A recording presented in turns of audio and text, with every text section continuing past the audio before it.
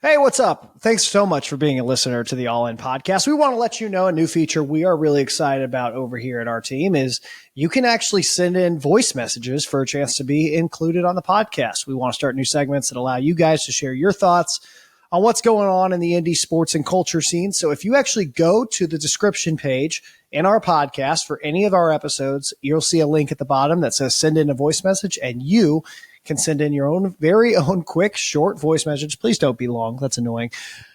About what you think about the pod and what you want to share in your sports take. So be sure to do that for a chance to be included on future episodes. And I cannot wait to hear some of your voices. So now let's get to the podcast.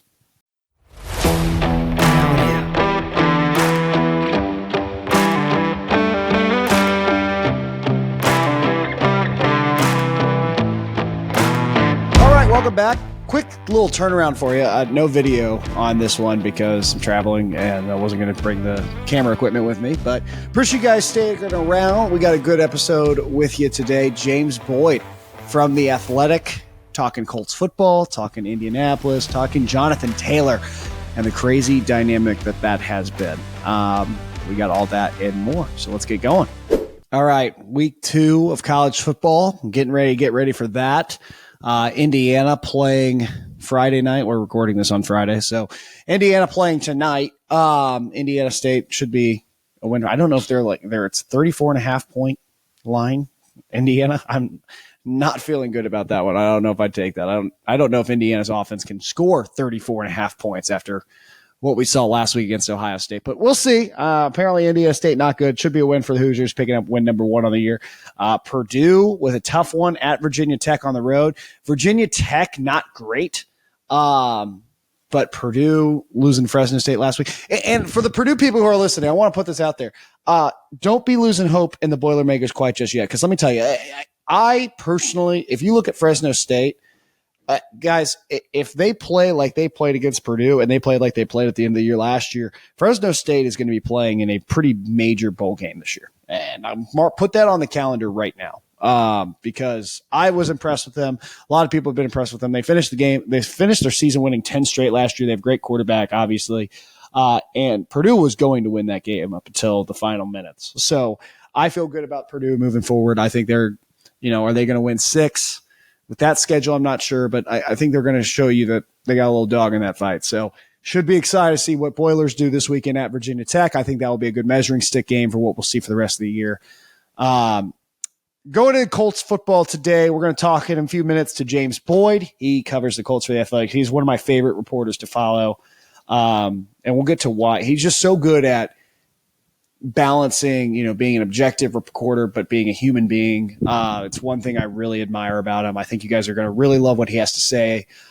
We talk about Jonathan Taylor in depth for a while. If you're not familiar with that situation, you're about to get familiar.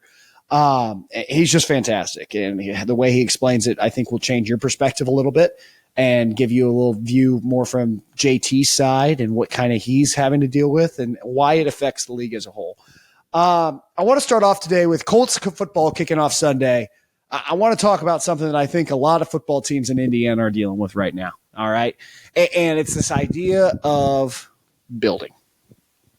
All right. Now, I don't know about you guys. I'm not a big construction guy. I got, Purdue listeners might need you to help me out with this analogy here, but we know I like analogies. When you're building something right, you got to lay the foundations. And you can tell a good building from a bad building because the foundations are laid, the foundations are grown, the foundations are poured correctly. And a building with good foundations is going to last you longer, right? I look at what Purdue's doing. I look at what Indiana's doing. And yes, they're on, I would say, downward trends as far as where they want to be as football programs. They would like to go to bowl games. They would like to be constantly in bowl conversations. They'd like to be ranked in the top 25. They're just not going to be there this year. And neither Indiana, Purdue are going to be there. I think when I look back, I look at the Colts and I see kind of a similar situation. As you set your expectations for what the Colts are going to be this year, I want you to sit back. And this is not even just the Colts. This is any NFL team you might be a fan of. When you set your expectations, I don't want you thinking like, hey, maybe playoffs. I don't want you thinking like, hey, maybe 8 wins. I want Colts fans to sit back and have this realization, like, almost, I don't want to say embrace the suck, but almost embrace the suck for a little bit here. It's not going to be good, but here's what is going to be exciting. You know you're not going to be good. So anytime that you see progress, you're going to get excited. Anytime you see growth, you're going to be excited. Anthony Richardson might throw a couple picks week 1 against Jacksonville Jaguars. Jaguars got a great defense.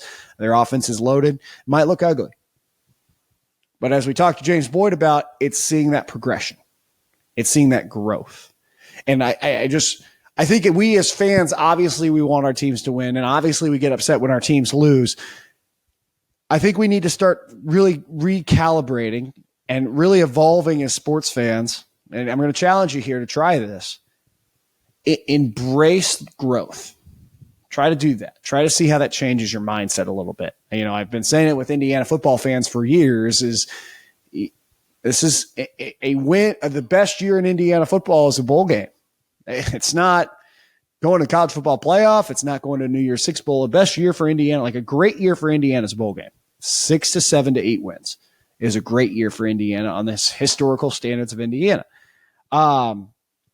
So in years like this year where it's like, I'm not sure if they're going to go to one, but hey, let's see how they look against Ohio State. For Purdue, probably not going to go to a bowl game this year. All right, it's going to be a long, hard year with that schedule. But how do we look against Michigan? How can Purdue look against Ohio State? How can Purdue look against the Wisconsins and the Nebraskas of Big Ten West? How can Purdue compete? Can Purdue be in a dogfight? And can Purdue may not win a lot, but can Purdue play a game? And I think that's what I'm going to be looking for as we get started with the Colts season, is sitting back, understanding that the Colts, that defense isn't looking great, the offense isn't looking much better, but understanding there's a growth here. And as we talked to James Boyd about, there's a lot of guys on this Colts roster who are starting who are good, but they haven't taken that next step of being great yet. And there's a lot of guys you're wanting to see this season. Are they going to take that next step, or are they going to go find their home elsewhere? And I think that's a good place to be. It's not fun. It's not exactly the most exciting football to watch. You're not going to probably be talking playoffs, but it's an important process you got to go through. Not everyone can be Kansas City. Okay, look at Philadelphia. Jalen Hurts is one of the best quarterbacks in the NFL. He did not look that way his rookie season. Philly did not look that good his rookie year. He was basically a game manager. He was basically splitting reps with his number 2. I'm not sure. I believe was Gardner Minshew. I believe. I might have to fact check that. But now you look at him 2-3 years later, MVP candidate, Super Bowl, went to the Super Bowl a year ago. Many people favoriting them to get back there this year. Best team in football, arguably outside of Kansas City. And I think what they did is they embraced the growth, right? They sat back and they grew over time. They sat back and they let football come to them. And that's, I think, is the challenge for Colts fans, Indiana fans, and Purdue fans, and football fans just in the state of Indiana this year who aren't fans of Notre Dame. Embrace the growth. Let it come. Let it happen. And who knows? Maybe Colts will surprise us all and win 6 and 7. And maybe Purdue will go to a bowl game this year. And maybe Indiana will find a way to somehow get magical win number 6 in West Lafayette at the end of the year. I think all 3 will surprise us in nice ways. They're not going to exceed our expectations as much as we might like as fans. But they might surprise us if we learn to embrace the growth. Anyway, cold open right there for you. Coming up right now, James Boyd from The Athletic. Let's get to that. All right, joining us now on the All In podcast. He's one of my favorite follows in Indy. Not just because, we talk about how the All In podcast is sports and kind of trying to mix in Indy culture. And this guy is somebody I think absolutely understands how to properly talk about and openly have discussions about how culture and life and kind of just everything kind of mixes in this sports realm, and how sports can be an escape, how sports can be a way of bringing us together. And that's why I'm excited to have him on. He was one of the first people I wanted to have on the podcast. So welcome in James Boyd from The Athletic. He covers the Indianapolis Colts and kind of all things Indianapolis. And James, man, great to see you. How you doing? I'm doing good. Like I told you before we came on, living the dream, excited for the season to start, and just grateful to still have an opportunity to do what I love. What walk me through for those people at home who are listening who maybe aren't NFL reporters? There might be a couple of them. What does week one look like? You go through all of training camp, you go through all the draft stuff, you go through all that. Now you're like finally into like, okay, wow, we're back in the routine of things. We're going through weekly press conferences. We're back in week one. What's that like as a reporter? It's almost a relief because you're back in a routine and you kind of know what to expect. There's a lot of unexpected things that happen throughout the offseason. There's no timeline on when a guy might get signed or when someone might report or when an injury could happen. And those things still kind of pop up. But now we know, okay, every Tuesday the coordinator is going to talk to us. Every Wednesday is going to be an open locker room for the players and you're going to be able to talk to them about, what's going on. Like Anthony Richardson talks every Wednesday. Shaq Leonard is going to talk every Thursday. And so you kind of get into that thing with that routine of things. And then also, I think there is a bit of excitement because at this point, you've written pretty much everything you can, right, to preview a season. You've talked about, the additions that were made throughout the draft or free agency. You've talked about the coaching changes. You've talked about the quarterback, Anthony Richardson, for what feels like a lifetime, even though I've known him for like 6 months now. So I think all of those things lead up to sort of a lull period where, today and tomorrow are pretty light.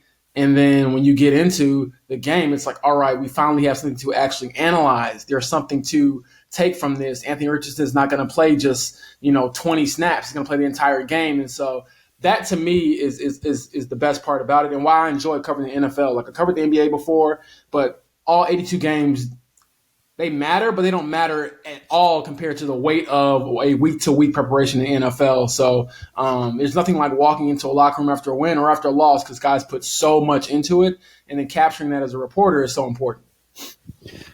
Walk me through what Sunday is going to look like for you. Are you one of those people who has to get to the stadium a couple hours early and like maybe do a lap, maybe walk through? Like, do you look for storylines around? I know every reporter like has their game day routine, if you will, just like a player would. What's James Boyd's Sunday look like? So it's actually a lot different, man. I didn't know because in the NBA they do pregame press conferences, right? And they're like 2.5 hours before the game starts. And so I would have to get to NBA games so early to make sure I get to the availability for the visiting team and then the home team. But for the NFL, there is no pregame availability. I just have to be there basically before the inactives comes out, which is 90 minutes before the game starts, so an hour and a half before the game starts. So I usually get there an hour and 45, maybe 2 hours early to make sure that I'm on time, I'm comfortable, I'm not rushing. And the fun fact that people really don't know about the NFL, at least with the Colts, you can't go down to the field before the game unless you're a part of the TV crew. And since I don't have a TV, requirement, I'm not with one of the channels.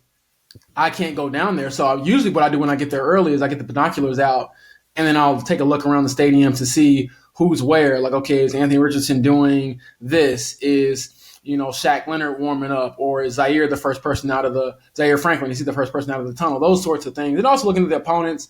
Is anybody,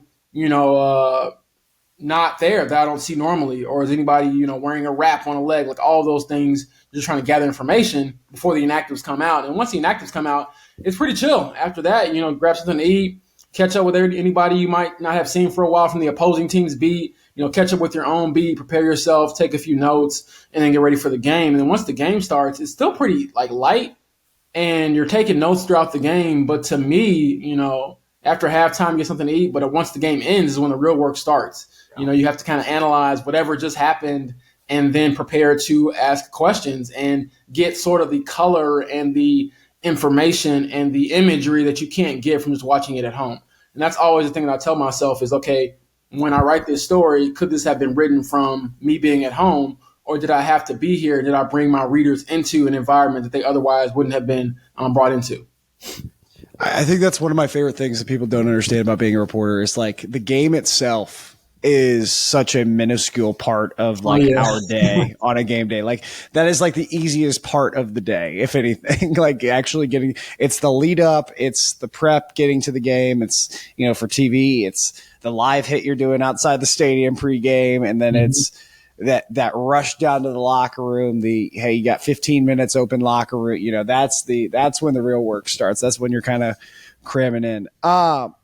James, I like want to talk about this Colts team and the season, but I feel like we can't do that until we talk about just kind of the roller coaster of an off season it was, because it felt like, I mean, being in Indy, it felt like every single week we were getting something different. And it felt like we were, you got, the drama that comes with having a first round new quarterback jumping into the system.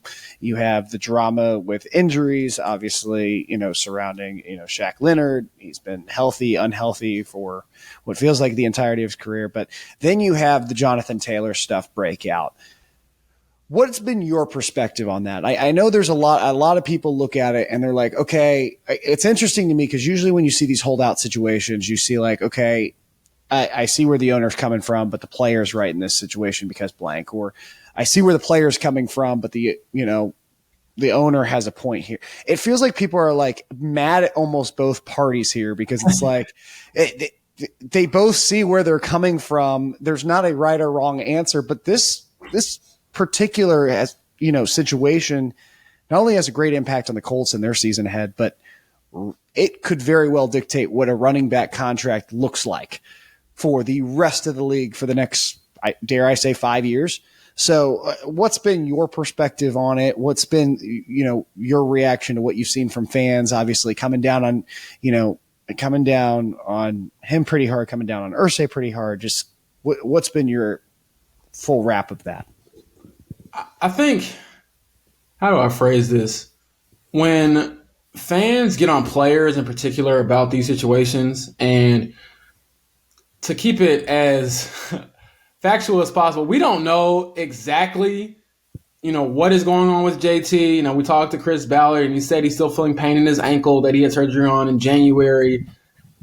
Is it a holdout? Is it a hold in? The bottom line is he doesn't want to be here. That's kind of how I phrase it. He doesn't want to be here. And the reason why he's not fully, quote unquote, holding out, besides the injury, obviously, is the fact that if he were fully healthy, if he told them, hey, I feel fine, I don't want to be here, he's got 1 year left in his contract, and he would be fined a lot of money if he were to miss days like a Chris Jones in Kansas City. But the difference is Chris Jones has already made a ton of money in his career, and JT has not. And so I'll start there. But I think the other thing that fans tend to do when they get on players for these situations is they compare their jobs to our jobs. And it's just not the same. You're not in the same world at all. And I think that irritates people. It makes them feel, I think, smaller than they want to feel. And I mean, there's times where I'm like, dang, like I really wish I could live like that. And that's coming from a reporter. But I kind of tried to remove myself from the reality of comparing a very, very unique and specific job to any job in America. Because they're like, oh, I would do anything for $4.3 million this season. I would, do this. I would drive trucks. I work at a school. I work in an office, all these things. And it's like, yeah, but you don't run up, a 4.4 40 at, 220 pounds or whatever JT is. And you don't, at the peak of your career, you're not doing something that's very, very, very specific in a very, very lucrative business. Like that's just not the reality. And so once you get past that, to me, it's pretty easy to understand, okay, he wants a raise. And again, not comparing it to a raise you would ask at a regular job. But the flip side to that is I think everything kind of broke down and got really contentious after it went to Twitter, quite honestly. I know JT said back in April that he, signed the contract. I made an obligation to them. They made an obligation to me. To me, that was way too Boy Scoutish of an answer. He should have just said, I would like to get paid. I'm here to play for them. But yes, I would like to get paid. That's the same thing Michael Pittman Jr. has said. Now, they're in different positions because he's a wide receiver. He's going to get paid regardless. But the approach was what it had to be for Michael Pittman. And JT should have taken a page out of that book instead of, giving some company PR answer that's now being held against him. Because in June, after you switch agents and things like that, it was, the ball's in their court. You see why guys request trades. And that's the last time we talked. I think it was June 14th. And so now you fast forward and like I said, things broke down, I believe, after Jim Irsay went to Twitter just randomly one night and was like, hey, all this running back talk, this isn't unfair. This is what they negotiated in the CBA and he also added in like this last line where it was like, there's agents acting in bad faith. And JT's agent, Malky Kawa, fires back and says, no, not paying your best players in bad faith. And I'm like, what is going on? Like, this is like VH1 or what are we doing here? Like, this is like Love and Football or what are we doing here? So that was not ideal for either party. And then you have JT dismissing reports that he had a back issue, get better sources. And then it seems like after that, both sides have kind of dug in their heels where it's become so contentious. And then obviously the bus thing where Irsay invites him on his bus and then he talks to us afterwards like it's a post-game interview. He didn't offer JT any money. They haven't even offered him an extension. And that's the thing that I think a lot of fans have sort of been misled by. There were no talk of numbers. JT didn't walk into Jim Irsay's office and say, give me $16, $17 million a year. He didn't do that. I would say be responsible in where you read certain things and who you actually trust with reporting. And I'm not saying I'm the one breaking all this news, but just to be flat out honest, like Mike Chappell's been here for 40 years. If anybody's going to get a scoop on contract details, it's probably him. Stephen Holder's been here for like a decade. He works at ESPN. He's plugged in with Adam Schefter. If you don't see Adam Schefter putting out numbers for what JT wants, be kind of wary of where it's coming from. And so all of that to say, I think the biggest reason why they got so contentious, besides it being public, is that they didn't even offer him an extension. This is what Jim Irsay said, and they're not going to, according to him. And so for JT, it's like, wow, I just had an all-pro season, less than 2 years ago. Last year, I got dinged up. I got banged up. I played hurt for you all, and now you all are telling me, oh, you played hurt and you had a bad season. When I did that for you all, I was hurt. I played and I gave my body up for you all, and now you're saying I can't get any money or any more money. And so he's mad. He's very upset about that, and I think that's very clear by him showing up every day and sort of being disengaged and sort of being this ghost. And now that he's on the, physically unable to perform list, that'll give him, I guess, about a few weeks of us not asking questions about it and kind of avoiding the elephant in the room. But once those weeks are up, we're back there, at square one because there hasn't been a real solution to this issue. I mean, they allowed him to seek a trade. And I say allow loosely, Griffin, because I'm like, if you're asking for Jalen Waddle, if you're asking for a first-round pick, you're probably not trying to give him up. No kidding. But, I mean, it's to this point now where I think that ideally, the Colts would like to keep him. They do own his rights for basically the next 3 or 4 years, if you include the franchise tag, and they don't have to pay him a lot of money. But the other flip side is, if he is this unhappy, if he is this mad, what is your return on investment? Like you're keeping him with the idea of, oh, we're going to keep an all-pro running back for cheap. But if he is not that player because he's either hurt or he's mad, then at some point you have to move on, in my opinion. And I've been saying this, Griffin, I think that JT, if he really wants out, he could just go full James Harden.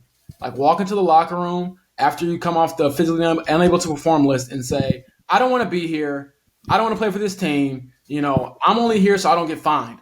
I don't care if we win or lose. Whatever happens, get me out of here. I'll play, though. If I can't get a try, I'll play because I have to, but I don't want to be here. And how quickly that will go around the league, like, oh my gosh, how can they keep him in the locker room? How can they keep this guy around? He's a locker room cancer. I don't know if he'll do that, but I mean, when we asked Chris Ballard what's the plan to sort of reconcile this, it was not, oh, we're going to pay him any more money. It was kind of like, oh, we'll wait and see. Well, we'll hope that things get better. Hope is not a plan.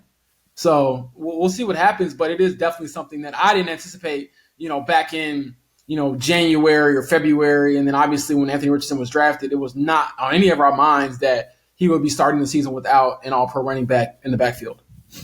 Does something need to change in the professional sports? I'm a big Ryan Russillo fan, and he was talking on his pod earlier this week about how people don't like the NBA right now, not because they're bigger fans of college basketball. People right now don't like the NBA because you got half the league making $40 million a year, and they're pissed in their current situation, so they're going to blast it on Twitter, and they're going to hold out, and you got NBA players who aren't happy anymore. They're all miserable in their situation unless they are, playing on a team that's winning 60 games a year, where even if they are winning 60 games a year, there are guys who are still not happy. Is there something wrong with the system where, we have free agency, we have these situations, but the holdout thing is something that was rarely used 5 years ago, and now it feels like it's a discussion for every single team during an offseason and going into this season. I mean, you look at Chris Jones last night on primetime TV. I mean, he's there at the stadium not playing. Why? He's healthy. He's just holding out. Is there a solution to this? You're around it every day. What do we do? You covered the NBA. What do we do to deal with this holdout situation in a way that allows the players to get the flexibility and the discussions and the things that they need covered, but also makes it so owners are able to continue to run a franchise and hold players to the contract they signed? Because there is I see both camps' argument. I'm just not sure what the solution is. Yeah, well, I'm always going to be pro player in those situations because, I mean, I don't really care if a billionaire has to pay more money for a star player. I do not care at 0%. Now, I understand cap rules and things like that. Like, obviously, you have to kind of build your team a certain way. But I'll say that the NBA is significantly different, mainly because of the franchise tag. They have guaranteed contracts as well, which also helps, and a lot less physical wear and tear on the body and blows to the head, things like that. So, I mean, if you're listening and you're a dual sport athlete, basketball might be the way to go if you can make it that far. Because role players now get, $20 million a year or more. But I think that the franchise tag is why we see sort of these situations develop, because as much as you said, hey, you signed a contract, you honor it, but now you can't get out of it. You can't the reason why I think JT is in this position is kind of, he sees the writing on the wall. It's, oh my gosh, Josh Jacobs had a great year last year. He couldn't get a long-term deal. Saquon Barkley had a great year last year. He couldn't get a long-term deal, and they made the playoffs. And so he's probably feeling like, wow, I'm doing so much for this team, but all you're going to do when it comes down to it is franchise tag me. And it's not even that they can franchise tag him once. It's more than once. Like, in theory, they could franchise tag him up to 3 times in a row. Now, his salary would increase by 20% each, franchise tag. But if the franchise tag, the average of it is low to begin with, it's still a steal, and it's a year-to-year contract, and it also gives the team a lot of flexibility because you're not committed to him long-term. And if JT goes out there and breaks his leg or breaks his ankle or tears an ACL, it's, oh, okay, well, we're glad to have you for that year, but next year we're not signing you anymore. And so you don't have that long-term security. And so I think that's the biggest issue is the franchise tag, which owners will never give up. And like you said, Griffin, they agreed to this. The players agreed to this. And so I feel for JT. I feel for running backs. I feel for the positions that feel like they need to get paid more. However, this is what your NFLPA agreed to. And to me, the weakest players association in like North American professional sports is the NFL. Like, the owners mop the floor with these guys. Like, there's just certain things in the NFL that happens where in the NBA, that isn't even a thing. I mean, the joke in the NBA is like, you just sign for the money and get the fully guaranteed money. And then as soon as you want out, you just ask out. But the crossover to me is that once a player says they're unhappy, you cannot force them to be there. I mean, you can, but as long as they're willing to be a nuisance, if they're willing to, like I said, go to James Harden route and say, I want out, I don't want to be here, and they say that every single day, at some point, you're going to have to swallow your own pride as a team and move on from that player. Now, I understand the other flip side of it is JT, in my opinion, the safest way for him to ensure that he becomes a free agent, he gets what we call an accrued season, and doesn't really have any contract issues finishing up his rookie deal, is to play for the Colts, at least those 6 games. Because if they're, if Jim Irsay and the team is so gung-ho on keeping him here and they want to flex their power and say, no, we do own your rights, you can't get out. Yeah, that's great. You can do that. But to me, JT, swallow your pride if you need to ensure your future. Because if you go this route, you're playing a very risky game where we can get arbitrators involved. You can get involved with, your contract not being honored, you not getting money, getting fined, all these things where you're taking a gamble on your future and your career at just 24. And so I think that's one of the biggest things. And then also realizing that the NFL is much different than the NBA in the sense that the money that you make it's not the same. I mean, a star player in the NBA, it doesn't really matter what position you play. You're going to get a max deal because you're a star, and it's kind of positionless now. Positions really do matter in the NFL. It's not positionless. You can't just go out there and with, 11 Patrick Mahomes and win. Like, that's just not going to happen. We saw it last night with Detroit. But I think that's the biggest thing, and I don't know if it's going to change too much. I also think that it's a 1% type of thing. We see guys hold out. I know Kenny Moore tried to do like a little holdout last year, but no one really batted an eye at that because he was, a one-time Pro Bowler and a decent player, a pretty good player. It wasn't, a Chris Jones, like we saw with Nick Bosa and others. Those are the 1% of the 1%. And I don't care how long the NFL lasts, the NBA lasts. We're always going to see star players ask for more money and also ask for better situations if they feel like they deserve those. And so, it goes both ways. The owners can flex their power as much as they want to. And I think Chris Jones, at the end of the day, wants to be in Kansas City. The difference is when you want out. And like you said, Griffin, you signed the contract and you said, you have an obligation. Now you're going back on your word. It's not a good look, but we'll see how it all plays out. I do think that JT situation could be sort of like a barometer for what we can expect to come. But to be honest, I think the most honest, real assessment I can give of the running back market is that it looks like the future will be that your big payday is the franchise tag. Because if we look at the guys who don't get franchise tag, they don't get anything. I mean, Dalvin Cook got cut after 4 straight Pro Bowl seasons, 4 straight at least 1,100-yard rushing seasons, and he signed with the Jets for, I think, 1 year, $7 million. And this is a guy who's only like 27, 28. Really good player still. I mean, that's just the reality. So I'm almost like, hey, man, you might want to come back this season, JT, ball out, and at the very least force them to franchise tag you so if you get, $10 million or $11 million fully guaranteed next year, regardless of where you play at, or if you do try to force your way out, with a different team. I mean, that's just what I believe. Now, will that happen? I don't know because everyone is very emotional. I asked Chris Ballard about that, and he did say that, it doesn't really help to point the finger at this point, but I mean, it feels like everything is kind of in the air, and a lot of people are very mad. And when you're mad, the best decisions don't always get made. Do you expect him to play? I know he's got to wait 4 weeks, week 5, right? Do you expect him to be out there? No. I was at a yes maybe up until about 2 weeks ago, but there's also like a bunch of loopholes in this thing where the CBA says that he has to be physically able to perform by week 6. And then also he has to be on the active roster or be at what they call full pay status for at least 6 games throughout the season. And so in layman's terms, it means, okay, I have to be able to play by week 6 and play 6 games. But the loophole is that you can just show up to practice after week 4 and say, I'm physically able to perform, but only practice. And then that could be your way of being, clearing that first hurdle, being physically able to perform. And then for those 6 games, you don't have to necessarily be playing. You just have to be available. And again, if you're pouting, if you're saying how much you don't want to be here, I mean, what would it look like, Griffin, if the Colts were like, oh, he's back. He says he doesn't want to play for us, but he will if he has to. And he's very unhappy. He says he doesn't care about the team, doesn't care what happens, and we're going to play him anyways.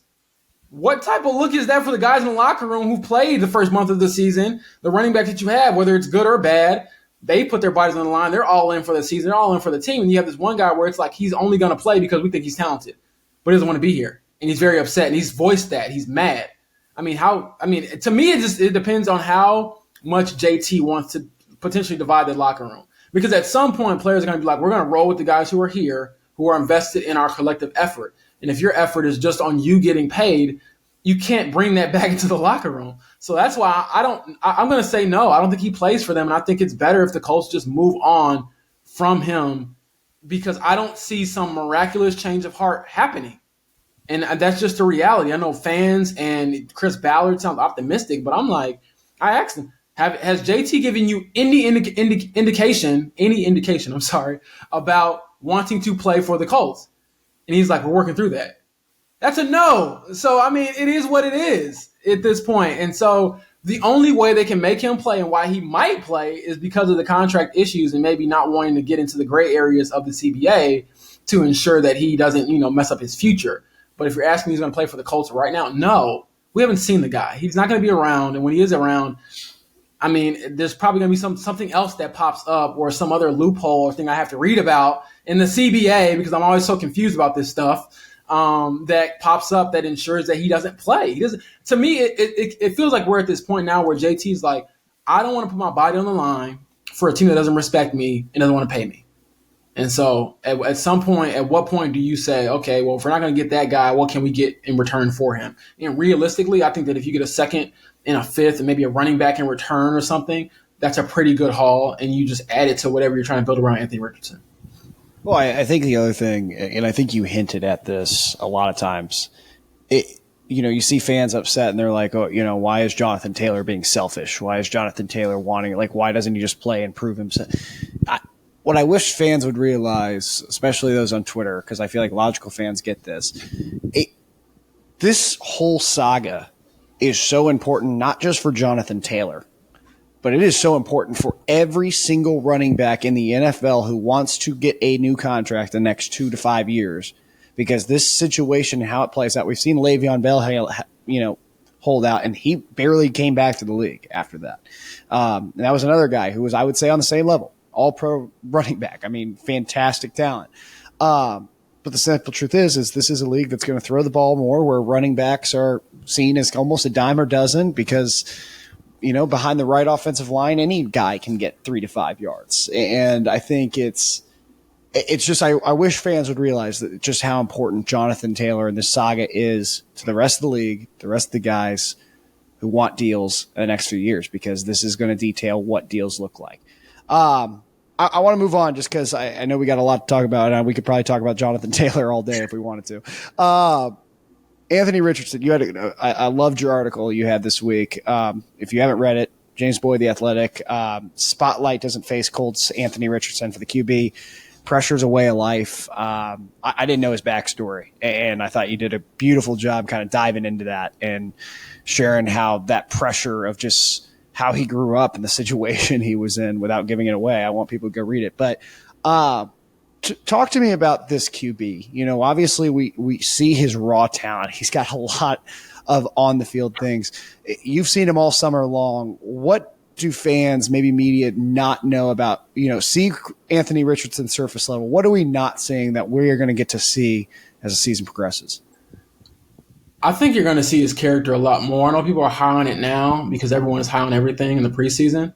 Yeah. But I think the moment things don't go well, and they won't during certain games, they might not go well on Sunday. He's played 13 starts in his career in college, and, he hasn't had a lot of experience at any level of football, quite honestly, playing quarterback. And so I think that is something that is going to happen. He's going to fail, and then how he faces the music afterwards.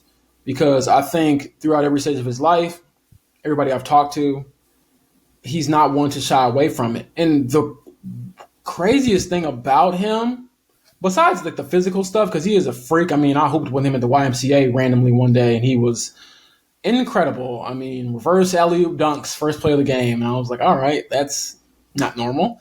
And he also looks a lot bigger. He looks big anywhere, but like when he was with us at the YMCA, Griffin, he looked like, a superhuman of an Avenger or something. I was like, wow, this is what he looks like around regular people. And in my mind, I'm like, wow, we're the same species. That's crazy.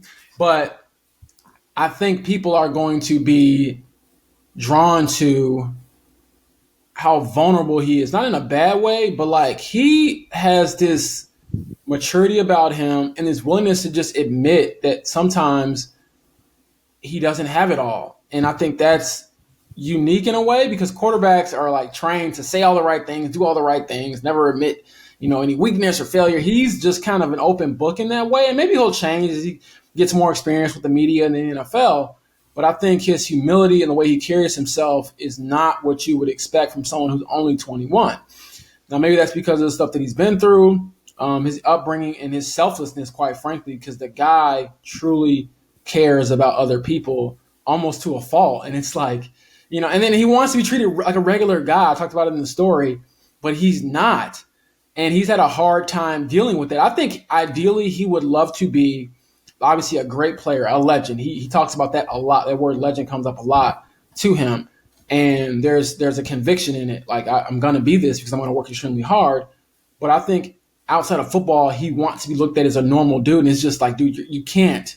It's not that way. And he wants to, every player he ever played with, from, childhood till now, he wants them to be right there with him. He wants to bring them along with him. And it's like, no, that rocket ship you're in, my friend, it's got one seat for one person, and it's you because you've been blessed with so much, physical talent, so much, opportunity. Now, the thing about it is, I think that he's a bit of a late bloomer in that sense, where he got a private quarterback coach he was in high school after he started developing, but he wasn't some child prodigy like a Bryce Young, and he wasn't going to all these elite quarterback camps in high school because he really couldn't afford to go and didn't have the time. He had to take care of his little brother while his mom worked and stuff like that. And so it almost feels like when we talk about pressure with him, and I've had this conversation with him more than once, where everyone thinks that he's gonna like freak out because he's in the same building as Peyton and Andrew Luck, but it's almost a relief because for the first time in his life, all he has to do is play football. Like, he doesn't have to worry about the pressures of where we're going to sleep, where we're going to eat, where we're going to stay, all those things. And I think fans have appreciated that already, but they're going to appreciate the fact that when he does mess up, when he does screw up, he'll most likely, at least from everything I've seen, own it and then go back there and try to get better at it. And to my opinion, he is really, really good at bouncing back from mistakes in real time.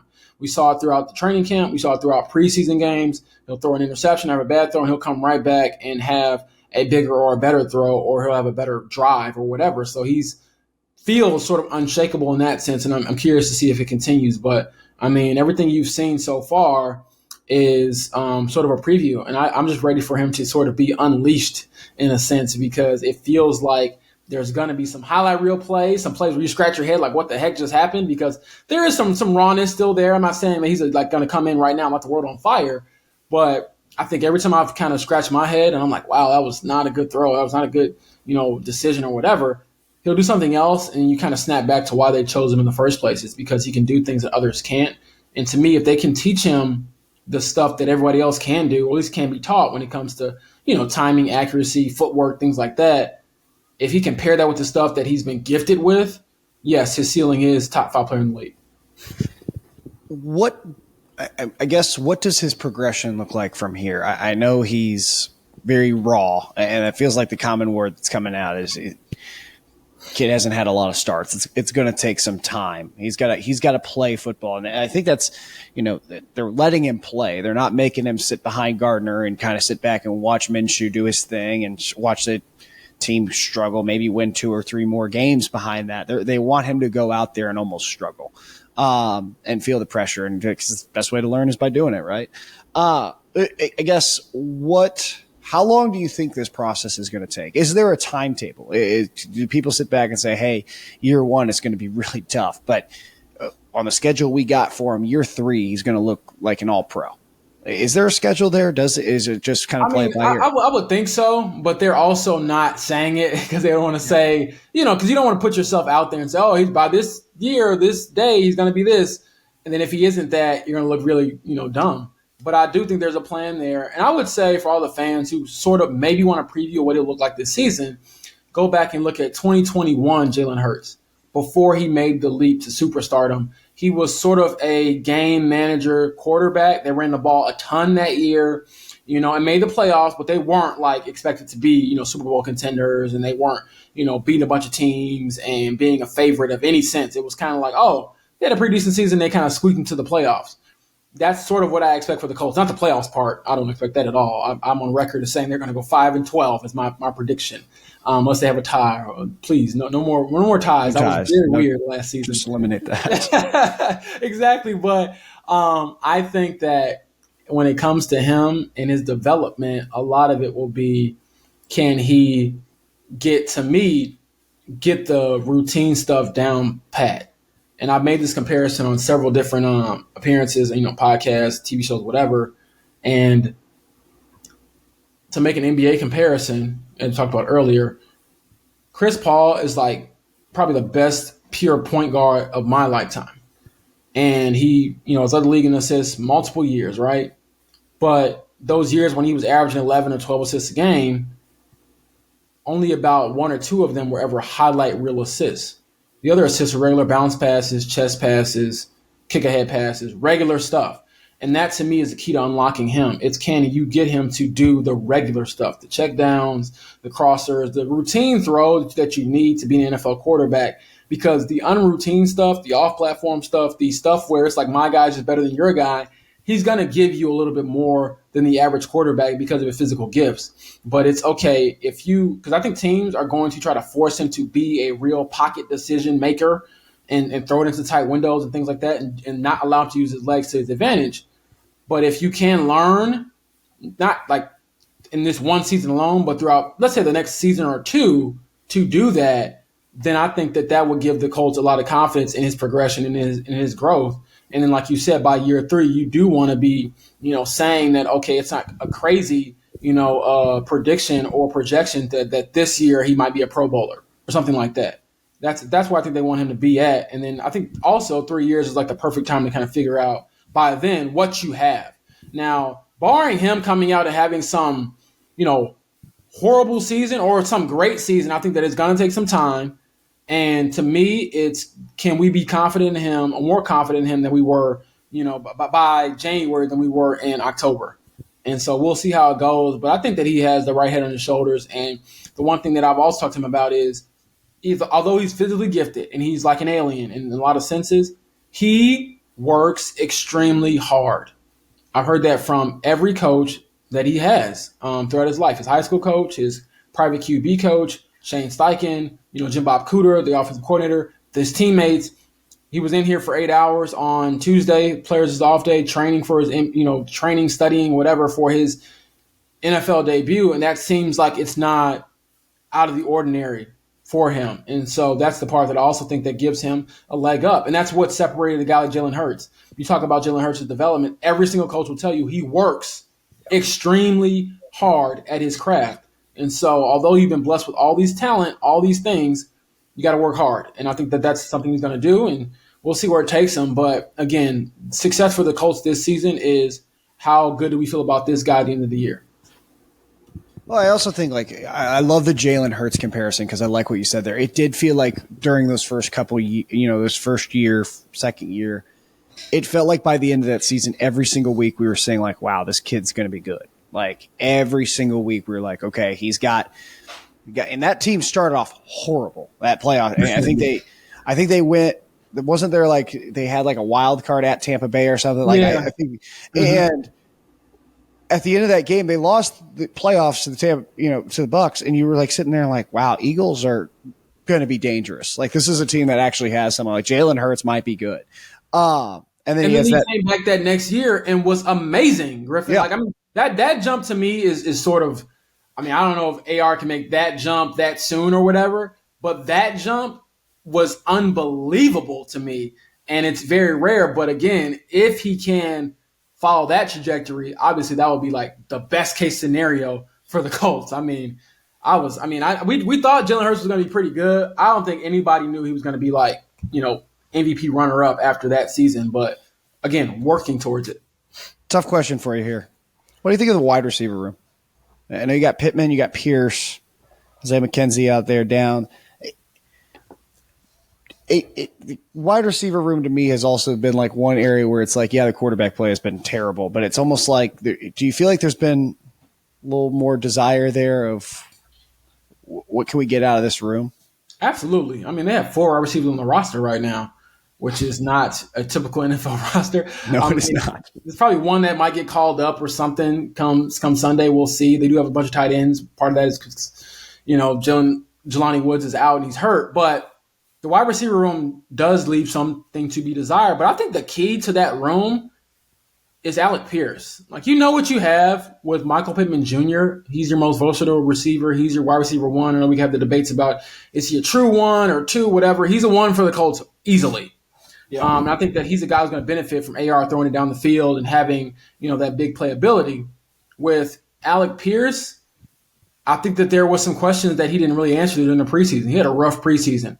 During camp, he looked better, but then during the games, he did not look good. I think he was targeted maybe 5 or 6 times. He didn't have any catches in those preseason games, the 2 that he played with Richardson. And so that's a bit concerning. You want to see him take a jump as a second-round pick last year. You want to see him be more versatile.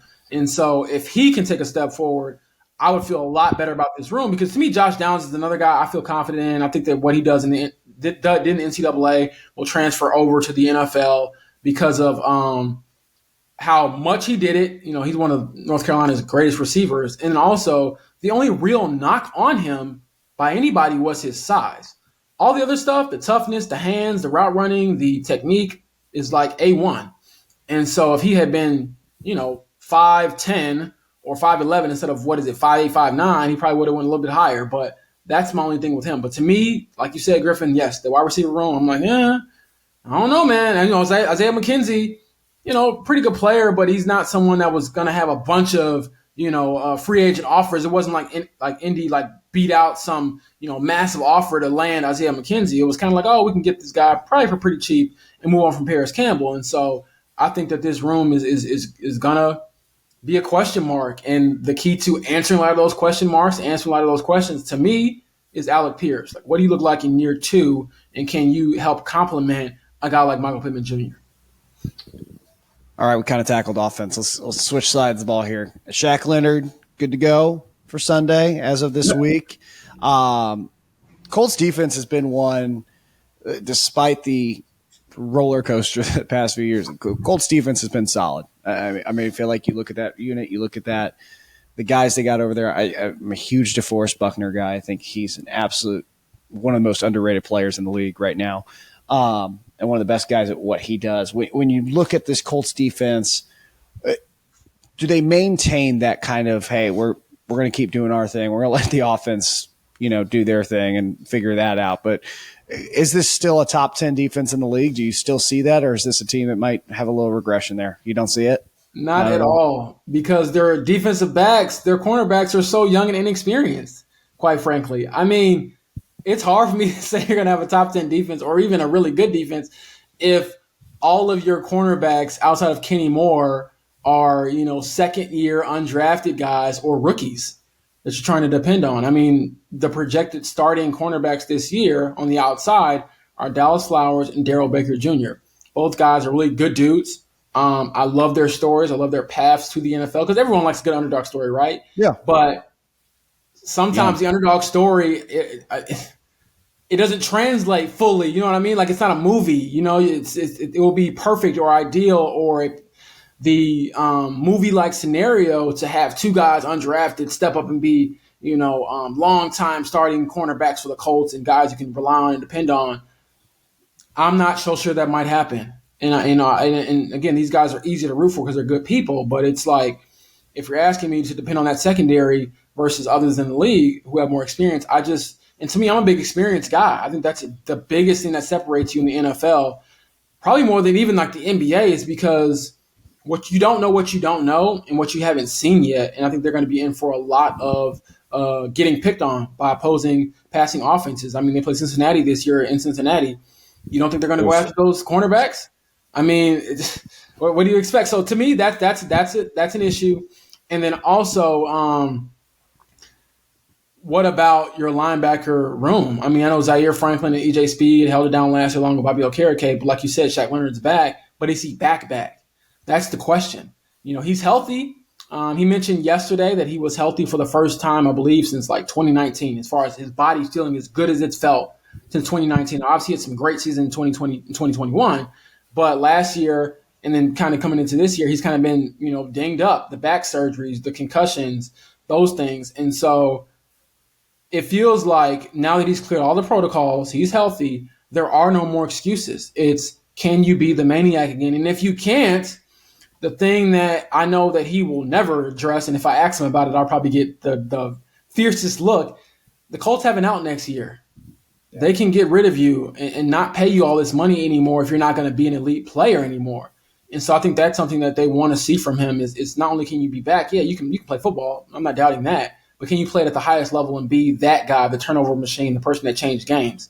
And so if you're asking me, again, with all that kind of hovering over that defense, can they still be very good? No, I don't think so. I think they're going to struggle throughout this season because the only position group that I feel very confident in is probably the interior defensive line. Because you still have questions about your, defensive ends, Kwity Paye, Dio. Are these guys going to take that jump finally and be, sort of those upper echelon pass rushers?